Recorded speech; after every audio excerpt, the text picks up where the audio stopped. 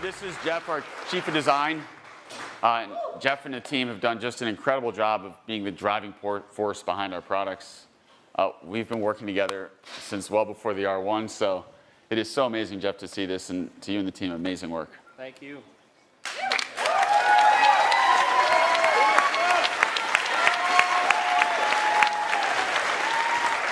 So it is so awesome to show this. I've been waiting for this for a while. And there's a lot to talk about here. The vehicle combines capability, performance, utility, storage, functionality in a way that we think just really fits right into a huge customer need and a huge need within the market. The vehicle size, the vehicle capability really has been optimized around enabling, as I said, and inspiring all those adventures. And so we're going to walk through the vehicle, but just starting here at the front. In the front of the vehicle, we have a large front storage trunk. For those that are familiar with R1, of course, this should be very relatable. But this is great for putting luggage, backpacks, your gear. It's one of the most used storage areas of our R1 vehicle. We get to see the data on how all of our owners are using it. But it is just an awesome setup. And of course, this also serves to support a lot of the front safety in the vehicle in terms of the crash structure that you saw in those R1 videos. Now, if we go around the side of the vehicle, it's hard to see without sitting in it, but so much effort has gone into making sure the packaging, not just in the front row, but also in the second row, creates this really airy, really comfortable, really spacious experience. Something that really is world class. There's nothing quite like it in this size of vehicle where you get in and you feel so comfortable and it feels so inviting. And we're going to take a look at the interior in a second. But first, just walk around the back. We did a lot of work to create something that builds a really open air experience. And you just saw, or maybe you saw, these quarter windows pop out. And what that does is we leverage the negative pressure off the back of the vehicle to pull natural air through. And it creates this beautiful open air feeling experience. And then the rear glass, which you just saw drop, also opens. And now the rear glass opening, it literally feels like an open air experience. But this gives you an ability to put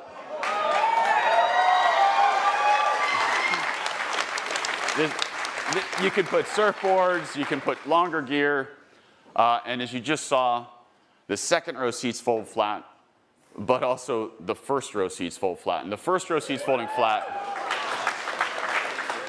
that gives you, if you're driving the vehicle, you can put long things in very easily. But if you're not driving the vehicle, let's say you're camping or staying overnight in the vehicle, it creates this awesome in-vehicle camping experience with an inflatable mattress. So walking around here to the side, you're thinking to yourself, well, how does the vehicle size? You're probably looking at me, I'm about 6'1", trying to figure out how does this compare to an R1? Well, we'll tell you, it's about 400 millimeters shorter than an R1S. And in addition to being shorter, it's quite a bit shorter in wheelbase. It's also lower in height. And it fits into any garage. It fits into tight spaces, really maneuverable. But to look at it in a driving environment is really helpful. So we'll show you it here next to an R1S. It looks awesome. It looks really like, just two family members out for a stroll. I love that. So let's take a look at the inside. And there's, when we think about the design of an interior of the vehicle, a lot of that ties to just what's in the materials, what's in the packaging, what does it make you feel? What's that environment feel like? And so we spent a lot of time working through those materials and the overall packaging to create an experience that is as inviting as one could imagine. And we have a lot of feedback from R1.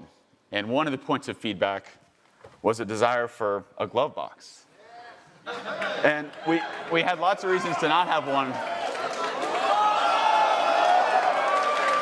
But on R2, we over-delivered, and we put 2 glove boxes in. The other thing, there's lots to see here, but one of the things that's so exciting is the way we've looked at the controls. And we have these really nice, large wheels and the scroll wheels and the steering wheel, there's dynamic haptic feedback. So it allows us to adjust what it's feeling like when you're scrolling, and it's magical. It takes our existing scroll wheel and really up-levels it to a degree that's hard to fully appreciate unless you're sitting in the car. Now, jumping back out, a lot of work went into the doors. Move the speaker out of the door, gives us space for a large water bottle here. And of course, it wouldn't be a Rivian if we had a flashlight in the door. So, really love that. Super handy. So now, how does this set up in terms of how it functions? And we built an entirely new platform to underpin this vehicle. A lot of work went into driving manufacturing cost efficiency. And it's built around a 4695 cell. So it's a cylindrical cell, 46 millimeters in diameter, 95 millimeters tall.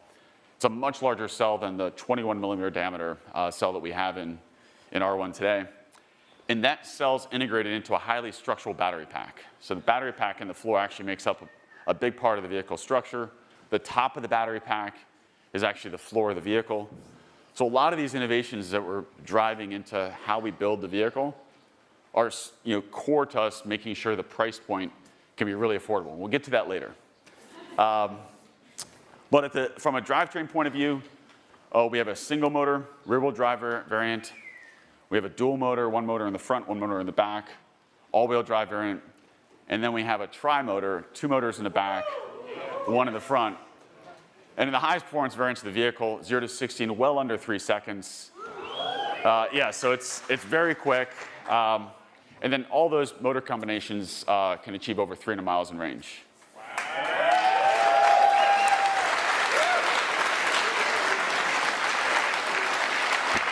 So much of what a Rivian is capturing the dynamics of the vehicle. And we needed to make sure that all the decisions we made in the aggregate, the suspension, the drivetrain, the battery positioning, the packaging of the vehicle, delivered something that drove like nothing else. Something that was exciting on-road, something that was incredibly capable off-road, but had the everyday refinement and usability to work if you're parking it in San Francisco or driving it in New York. And so that focus on dynamics is so embedded in our culture as an organization and embedded, of course, into our products. Now, we talked about the vertically integrated electronics we built that enable this amazing software platform that we've seen in R1. We take that even further in R2. We talked about how the packaging and the design of the structure allows us to achieve really amazing, amazing manufacturability. But we've also focused a lot on sensors and the compute in our vehicle.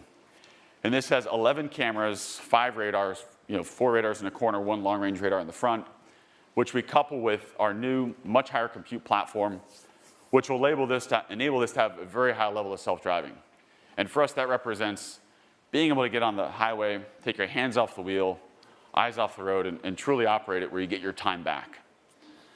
And that's, to our self-driving team, we're really excited about what this vehicle represents for us.